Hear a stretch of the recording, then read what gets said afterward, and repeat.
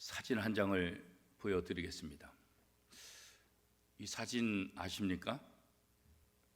이 사진은 어디서 보았습니까? 어디서 본 것 같긴 하죠? 이 사진은 무엇입니까? 앞에 문이 있죠. 그 문 뒤에 멀리 보이는 게 뭘까요? 로마의 콜로세움, 그죠? 이 문은 콘스탄티누스 개선문이라고 합니다. 이 개선문은 유럽 국가에서 종종 보게 되죠. 지금 봤던 이탈리아 로마에 있는 콜로세움 그 앞에 있는 콘티나스 이 개선문, 그다음에 우리가 잘 아는 저도 가보지 못했지만 프랑스 파리에 있는 개선문, 이게 이제 대표적으로 개선문을 상징하는 그런 문들 아니겠습니까? 그런데 이렇게 유럽에 개선문을 세우는 그 목적이 뭘까? 그건 다른 것 아니에요. 전쟁에서 승리하고 돌아오는 황제, 또 그 장군을 기리고 환영하기 위해서 이 개선문을 세웠다 그래요. 그래서 개선문을 가장 많이 세운 때는 로마 고대 시대, 그때 하여튼 이 개선문들이 굉장히 많이 세워졌다고 합니다. 우리가 살고 있는 이 세상에도 보면 각자 나름대로 저렇게 대형 개선문은 아니지만 나름대로 개선문을 많이 만들고 있습니다.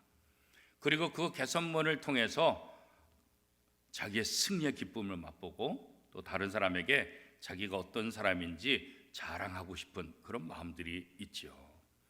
그래서 내가 이런 사람이야, 내가 이런 것을 했어, 내가 1등 했어, 내가 이번에 우승했어, 내가 이번에 이런 업적을 나타냈어, 내 이 정도 사람이야. 그래서 자기를 자랑하고 자기의 성취를 다른 사람에게 드러내고자 하는 그런 마음들이 있다고요. 저렇게 개선문을 세우지 않는다 할지라도 우리 마음속에 세운 또 다른 개선문들이 참 많이 있는 것을 보게 됩니다. 그런데 성경은 우리에게 이렇게 말하고 있습니다. 잠언 16장 18절 말씀에 보면 교만은 패망의 선봉이요 거만한 마음은 넘어짐의 앞잡이니라. 우리 마음속에는 자기의 성취를 드러내고 자기를 자랑하고 자기를 기르고 싶은 그런 마음들이 있는데 오히려 성경은 교만을 싫어한다고, 그런 교만이 넘어지는 것에 앞잡이 역할을 한다, 이렇게 말씀하고 있는 거예요. 그래서 사도 바울은 고린도전서 10장 12절에서 이렇게 말씀하고 있습니다. 그런즉 선줄로 생각하는 자는 넘어질까 조심하라. 교만하지 말라는 거예요. 교만한 자는 반드시 넘어지게 된다. 조심해라, 그런 거죠. 베드로 사도는 베드로전서 5장 5절에서 우리에게 다시 이렇게 권면하죠. 다 서로 겸손으로 허리를 동이라. 하나님은 교만한 자를 대적하시되 겸손한 자들에게는 은혜를 주시느니라. 하나님은 교만한 자를 싫어하세요. 그 교만한 자를 대적해요. 그러나 겸손한 자에게는 하나님께서 은혜를 베풀어 주신다, 이렇게 말씀하고 있습니다. 빌립보서 2장 6절에서 예수님을 어떻게 표현하고 있습니까? 그는 근본 하나님의 본체시나 하나님과 동등됨을 취할 것으로 여기지 아니하시고. 예수님은 하나님이세요. 하나님과 동등한 분. 그런데 성경 어디에도 예수님이 자기 자신을 높이고 자기 자신을 드러내는 그런 말씀을 하신 적이 있느냐? 거의 없어요. 하나님과 동등된 분임에도 불구하고 언제나 겸손한 모습. 그래서 예수님을 나타내는 여러 상징 비유들이 있을 때 그 모습들을 보면 전부 다 어린 양, 나약한 그런 모습들로 자기 자신을 이렇게 표현하고 있는 것들을 우리가 보게 됩니다. 예수님께서 제자들과 이스라엘 백성들에게 말씀을 가르치실 때, 복음을 선포하실 때 다양한 방법을 통해서 이 복음을 잘 전하고자 하셨어요. 그 중에 하나가 어떤 방법이냐면 시청각 교육이에요. 그래서 저 공중의 새를 봐라, 저 들의 백합화를 봐라, 저 땅을 봐라. 그래서 제자들과 또 이스라엘 백성들과 함께 있는 그 현장, 그 장소를 통해서 비유를 통해서 시청각 교육을 통해서 하나씩 설명을 하시는 것들을 우리가 성경 여러 군데를 통해서 보게 됩니다. 또 하나의 방법은 뭐냐면 비유를 사용하시는 거예요. 이 비유는 무엇입니까? 어려운 것을 예화를 통해서 쉽게 설명하는 거예요. 잘 알아듣지 못하는 것, 무슨 소리인지 모르는 것, 그런 것들을 비유를 통해서 아주 간단하고 쉽게 이해할 수 있도록 돕는 그런 방법들을 예수님께서 많이 사용해요. 그래서 이 공간복음서에 보면 예수님의 비유에 관련된 이야기들이 많이 기록되는 것을 보게 됩니다. 이 비유를 사용하는 장점은 뭐냐? 앞에서 얘기한 것처럼 장점은 다른 것 아니에요. 어려운 것을 쉽게 이해하도록 돕는 것, 이게 비유의 장점이에요. 근데 단점은 뭐냐? 이해하지 못하면 더 어려워요. 무슨 소리인지 모르는 거예요. 그죠? 이단의 교주들이 그래서 이 비유를 이용해서 백성들을 유혹하는 거예요. 이 비유를 통해서, 이 비유가 뭔지 잘 모르니까, 성경의 비유로 여러 가지 말씀하고 있는데 그 내용을 잘 모르니까 그 비유를 악용해서 자기가 메시아라고, 그래서 신천지의 이만희, 또 JMS 정명섭, 자기가 메시아라고, 자기를 믿어야 된다고, 그래서 많은 사람들을 잘못된 길로 유혹해서 허탄한 길로 빠지게 하는 그런 역할을 하는데, 바로 그들이 자주 쓰이는 것 중에 하나가, 특별히 신천지에서 자기의 교리를, 이 이만희를 설명하는 데 있어서 자주 사용한 것 중에 하나가 이 비유, 예수님의 비유를 악용해서 자기에게 유리하게 하고 있어요. 예수님은 오늘 본문 요한복음 10장에서 자신을 어떻게 비유하고 있어요? 문이다, 이렇게 말씀하고 있어요. 문이다 말씀하고 있는데, 이 문도 어떤 문이요? 양의 문이다, 이렇게 설명하고 있습니다.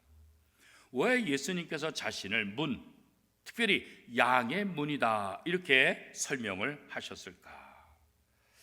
예수님이 양의 문에 관련된 이 양의 문이라고 비유를 말씀하셨지만, 유대인들은 이게 도대체 무슨 뜻인지를 알지 못했다라고 말씀하고 있죠.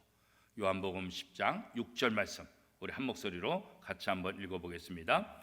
예수께서 이 비유로 그들에게 말씀하셨으나 그들은 그가 하신 말씀이 무엇인지 알지 못하니라. 그러니까 비유를 설명한 이유는 잘 알아듣게 하기 위함인데, 오히려 유대인들은 이 예수님의 비유를 듣고서도 도대체 무슨 뜻인지 알지 못했다고 하는 거예요. 왜 이런 일이 일어났을까요? 예수님께서 비유로 말씀하셨는데 나는 양의 문이다, 그러면서 뭐라고 말씀하시냐면, 문으로 들어가지 않고 다른 곳으로 들어가는 사람은 다 절도요 강도다, 그렇게 말했어요. 목자가 이 말을 할 때, 이름을 부를 때, 양들의 이름을 부를 때, 양들이 그 목자의 음성을 알면 그 목자를 따라가지만 그 목자의 음성을 알지 못하면 도망간다, 이렇게 말씀하고 있잖아요. 유대 사회에서 이것은 상식이에요, 상식. 워낙 양들을 많이 키우니까 상식이에요. 아니, 기본적인 거, 상식적인 말, 이 말을 도대체 왜 하실까?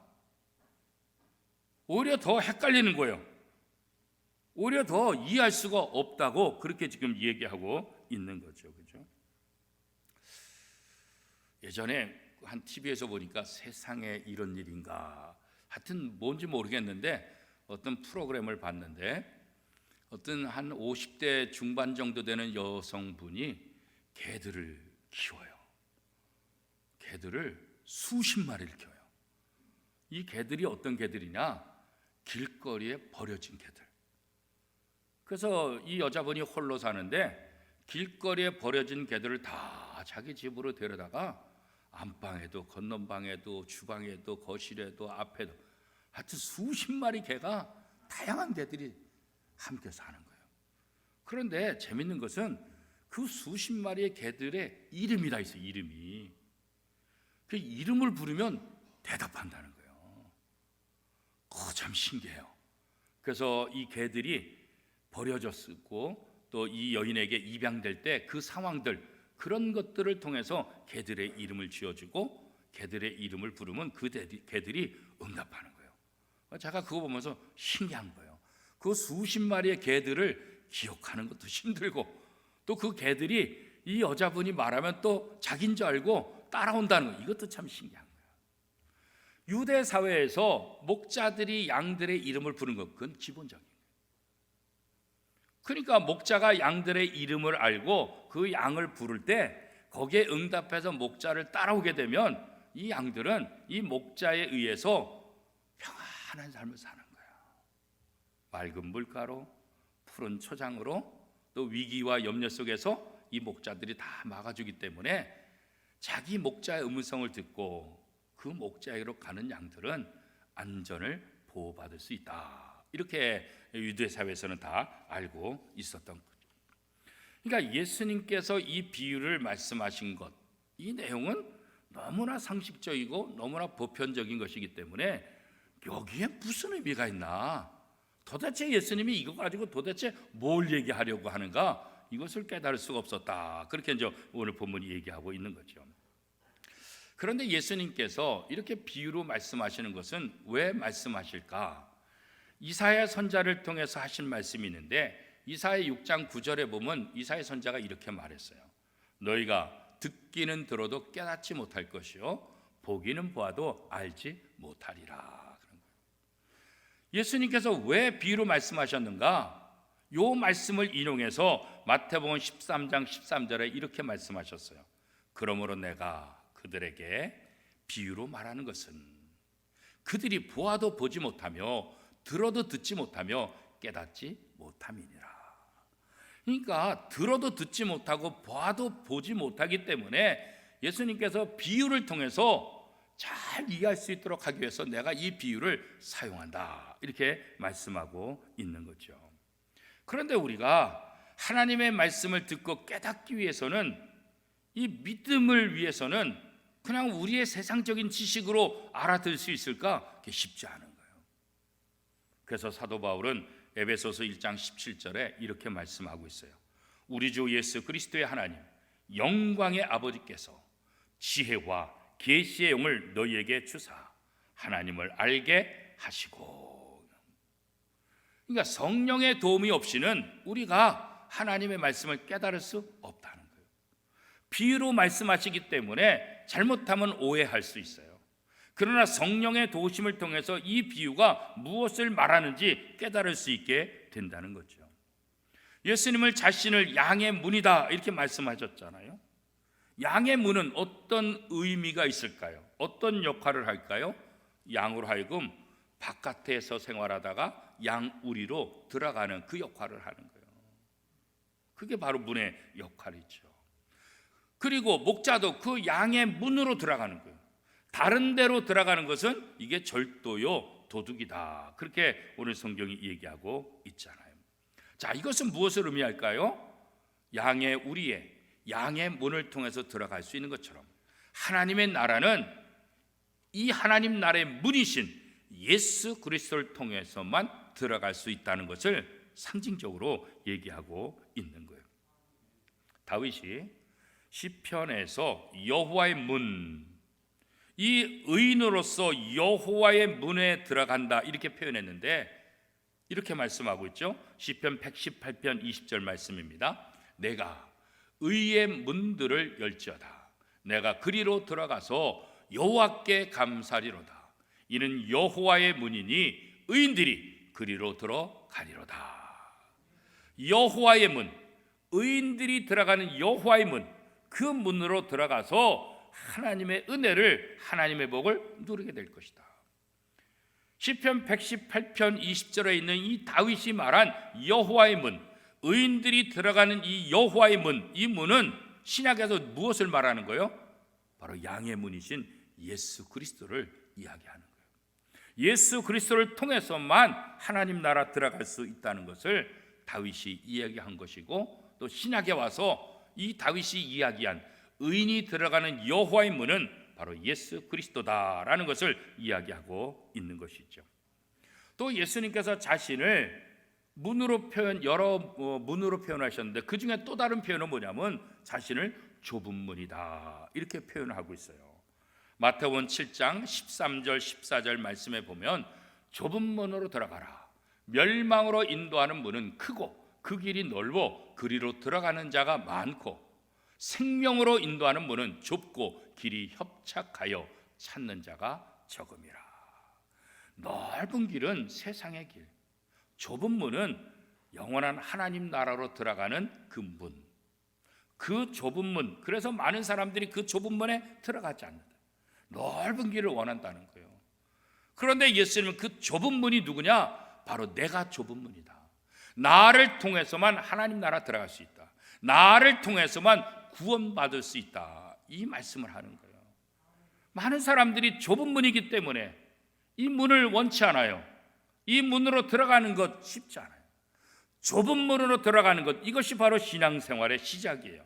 좁은 문은 어떤 의미일까요? 하나님의 뜻에 전적으로 순종하는 길, 그 길이 바로 좁은 문이에요. 우리는 이 세상에서 내가 원하는 대로 살죠. 내가 편한 대로 살죠. 자꾸 성경의 가르침을 받고 성경의 말씀대로 살려고 하면 어때요? 불편해요. 힘들어요. 까다로워요. 그러니까 그 좁은 문, 하나님의 말씀에 순종하기보다는 그냥 내 멋대로 살고 싶은 거예요. 그래서 사람들이 좁은 문, 예수 그리스도의 말씀에 귀를 기울이지 않고 그냥 자기가 옳은 대로 세상에서 삶을 산다는 거죠. 그러므로 예수님께서는 나 외에, 좁은 문인, 양의 문인 나 외에 구원으로 인도하는 문은 없다, 이렇게 지금 말씀하신 거예요. 예수 그리스도 외에 또 다른 구원의 문이 있다, 또 다른 좁은 문이 있다, 이렇게 말하는 것들은 다 거짓 지도자들의 말이다, 그런 거죠. 그렇게 이야기하는 것은 그들을 구원하기 위함이 아니라 멸망의 길로 인도하기 위함이다. 그래서 요한복음 10장 10절 전반절에 보면 도둑이 오는 것은 도둑질하고 죽이고 멸망시키려는 것뿐이요. 그죠? 도둑이 양을 사랑해서 도둑이 들지 않아요. 도둑이 그 양을 살찌게 하려고 들어오는 게 아니에요. 도둑은 그 양을 잡아서 팔아먹든지 잡아먹든지 그 양을 죽이는 것, 이게 도둑의 목적이라고. 그들은, 이 도둑들은 하나님의 자녀들의 그 영혼을 도둑질하기 위해서 자신이 메시아라고, 자신이 참 선지자라고 거짓말을 하고 유혹하게 되는 거예요. 그래서 구약에도 보면 이 잘못된 선자들, 거짓 선자들이 참 많았잖아요.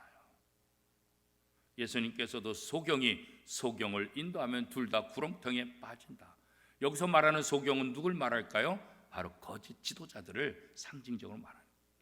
오늘날도 JMS, 정명석, 또 신천지, 이만희뿐만 아니라 얼마나 많은 이단들이 판을 치는지 몰라요. 하나님의 교회, 좋은 말들은 이단들이 다 쓰고 있어요. 그죠?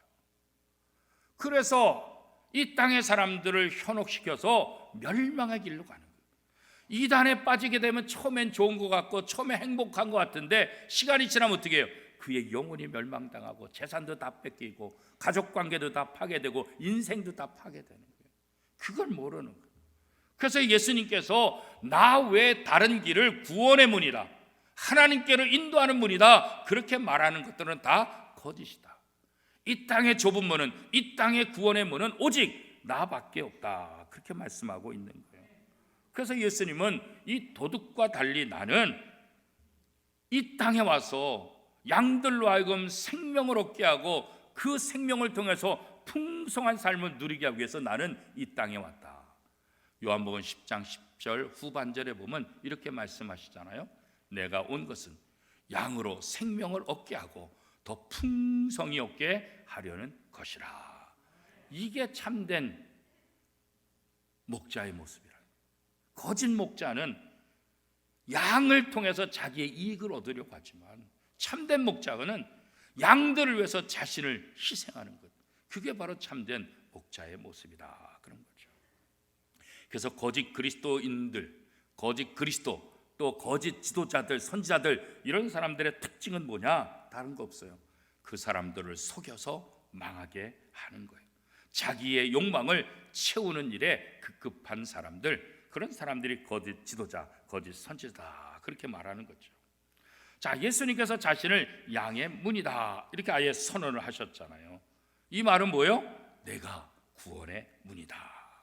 그 문을 통과할 때 구원을 얻고 그 문을 통과할 때 하나님의 은혜를 먹게 되고 하나님께서 주시는 풍성한 꼴을 먹을 수 있을 것이다. 요한복음 10장 9절 말씀 우리 한 목소리로 같이 한번 읽어보겠습니다. 내가 문이니 누구든지 나로 말미암아 들어가면 구원을 받고 또는 들어가며 나오며 꼴을 얻으리라. 그렇죠? 예수 그리스도를 만나면 그 예수 그리스도를 통해서 들어오든지 나가든지 그 하나님의 복을 누리게 된다. 예수님만이 구원의 문이라는 것, 예수님만이 유일한 구원의 문, 예수님 외에는 하나님 나라로 인도하는 문이 없다는 것을 다시 한번 이야기하고 있는 거예요. 그렇죠? 문은 이 경계 역할을 하잖아요. 경계, 그죠? 그래서 안으로 들어가려면 문으로 들어가잖아요. 문을 통해서 안으로 들어가기도 하고 문을 통해서 안에서 바깥으로 나오기도 하고, 그렇죠? 바로 예수 그리스도가 그 경계라는 거예요. 이 세상에 살고 있는 사람들, 하나님의 나라, 이 세상에 살고 있는 사람들이 하나님 나라 들어가기 위해서 무엇을 통과해야 돼요? 문을 통과해야 돼요. 이 문이 뭐예요? 바로 예수 그리스도. 예수 그리스도가 죄악으로 가득한 이 세상의 사람들을 하나님께로 인도하는 문, 인도하는 다리 역할을 한다. 그렇게 성경은 말씀하고 있잖아요. 그래서 주님은 지금도 우리를 부르고 계신다는 거예요. 생명의 꼴을 주시기 위해서 지금도 문 앞에서 기다리신다고. 우리가 잘 아는 요한계시록 3장 20절 말씀 이렇게 말씀하시잖아요. 볼지어다 내가 문 밖에 서서 두드리노니 누구든지 내 음성을 듣고 문을 열면 내가 그에게로 들어가 그와 더불어 먹고 그는 나와 더불어 먹으리라. 그래서 주님은 지금도 우리의 문을 두드리시는 거예요. 우리가 마음의 문을 열고 예수를 영접할 때 하나님과 함께 그리스도와 함께 풍성한 삶을 누리게 해 주시겠다. 성경은 이스라엘 백성들을 양이다 이렇게 이제 비유를 자주 하고 있죠. 이 양이라는 짐승은 어떤 짐승일까요? 사람을 의존하는 짐승이에요. 이 양은 사람의 도움 없이는 이게 살기가 힘들어요. 그래서 양은 목자를 잘 만나야 돼요. 특별히 양은 시력이 좋지 않아요. 그래서 웅덩이에 빠지기도 하고 또 경사진 곳에서 낭떠러지로 떨어지기도 해요. 그리고 양은 연약해요. 그래서 맹수의 먹잇감이 되는 거예요. 그러니까 양은 혼자서 살아가기가 힘든 거예요. 그래서 양에게는 반드시 누가 있어야 돼요? 목자가 있어야 돼요. 목자가 있어야 되는 어떤 목자요? 거짓 목자가 아니라 사꾼 목자가 아니라 참된 목자, 선한 목자가 있어야 돼요. 그 선한 목자를 만나야 양은 낭떠러지에서 떨어지지도 않고 혹시 웅덩이에 빠진다 할지라도 그 목자가 건져주게 되고 사나운 짐승이 올 때도 목자가 막아주는 거예요. 그래서 양은 반드시 목자가 필요해요. 목자 없는 양은 그냥 먹잇감이에요. 그런데 하나님이 우리들을 이 세상에서 목자 없는 양과 같다, 이스라엘 백성들을 목자 없는 양과 같다. 이 말은 뭐겠어요? 사단이 언제든지 그 영혼을 먹을 수 있는 그런 위험에 놓여져 있다. 그래서 예수님을 보내주시고 누구든지 이 구원의 문이신 예수 그리스도를 통해서 하나님의 자녀가 될 수 있다. 이렇게 우리에게 말씀해주고 있는 거죠. 이 양의 문, 그래서 예수님이 나는 양의 문이다 이렇게 말씀하신 거예요. 이 험한 세상 속에서 먹잇감이 되고 있는 하나님의 자녀들, 그들을 그 먹잇감이 아니라 하나님의 자녀로 구원을 얻게 되고 영생을 보장하게 되고 하나님과 함께 아름다운 삶을 살 수 있도록 돕기 위해서 예수님은 이 땅에 양의 문으로 오셨다. 그렇게 이제 말씀하고 있는 거죠. 이 양들과 목자와의 관계, 이 양들이 목자에게 어떤 도움을 받을 수 있으며 이 목자가 양들에게 어떤 역할을 할 수 있는지 가장 잘 설명한 성경이 있는데 그게 바로 시편 23편 말씀이죠. 우리가 너무나 잘 아는 말씀이잖아요. 자, 시편 23편 우리가 천천히 그 내용을 음미하면서 같이 한번 읽어보도록 하겠습니다. 여호와는 나의 목자시니 내게 부족함이 없으리로다. 그가 나를 푸른 풀밭에 누이시며 쉴만한 물가로 인도하시는도다. 내 영혼을 소생시키시고 자기 이름을 위하여 의의 길로 인도하시는도다. 내가 사망의 음침한 골짜기로 다닐지라도 해를 두려워하지 않을 것은 주께서 나와 함께 하심이라. 주의 지팡이와 막대기가 나를 안위하시나이다. 주께서 내 원수의 목전에서 내게 상을 차려주시고 기름을 내 머리에 부으셨으니 내 잔이 넘치나이다. 내 평생의 선하심과 인자하심이 반드시 나를 따르리니 내가 여호와의 집에 영원히 살리로다. 아멘. 우리가 선한 목자를 만날 때 우리 인생이 어떻게 될지 아주 짤막하지만 아주 잘 설명해 놓고 있어요. 16세기, 17세기 종교개혁이 꽃을 피우면서 유럽의 전역에서는 가톨릭에 대항해서 개신교 신앙을 고백하는 사람들이 늘어났어요. 그래서 독일, 또 스코틀랜드, 네덜란드, 영국 이런 것들을 통해서 수많은 교회들을 통해서 신앙 고백서와 요리 문답들이 작성이 되고 출판이 되었어요. 그 중에 1563년에 작성된 독일 하이델베르그 요리 문답이 있습니다. 이게 1619년 돌트 총회에서 인준된 직후에 개혁교회에서 이 하이델베르그 요리 문답을 많이 사용하고 있습니다. 그 하이델베르그 요리 문답의 첫 번째 문제가 뭐냐면 살아서나 죽어서나 당신의 유일한 위로는 무엇입니까? 이거예요. 여러분 무엇입니까? 여러분이 사나 죽으나 우리에게 위로가 되는 것 무엇이 우리에게 위로가 됩니까? 살아있을 때 내게 무엇이 위로가 됩니까? 죽어서도 내게 위로가 되는 것은 무엇입니까? 이 질문에 대해서 하이델베르그 교리문답은 이렇게 답을 주고 있습니다. 살아서나 죽어서나 나는 나의 것이 아니요 몸도 영혼도 나의 신실한 구주 예수 그리스도의 것입니다. 그리스도께서는 그의 보혈로 나의 모든 죄값을 완전히 치르고 나를 마귀의 모든 권세에서 해방하셨습니다. 또한 하늘에 계신 나의 아버지의 뜻이 아니면 머리털 하나도 땅에 떨어지지 않도록 나를 보호하시며 참으로 모든 것이 합력하여 나의 구원을 이루도록 하십니다. 그러므로 그분은 그의 성신으로 나에게 영생을 확신시켜 주시고 이제부터는 마음을 다하여 즐거이 그리고 신속히 그를 위해 살도록 하십니다. 아멘. 여기 보면 사나 죽으나 우리 그리스도인들에게 유일한 위로자는 누구예요? 예수 그리스도시다. 그 예수 그리스도만이 우리의 참된 위로자가 되신다. 그러니까 다른 것 보지 말고 다른 것에 뺏기지 말고 사나 죽으나 오직 예수 그리스도만 바라보자. 그래서 오늘 성경은 바로 예수 그리스도만이 구원의 문, 우리가 바라봐야 될 문, 구원과 영생의 문이라고 말씀하고 있지 않습니까?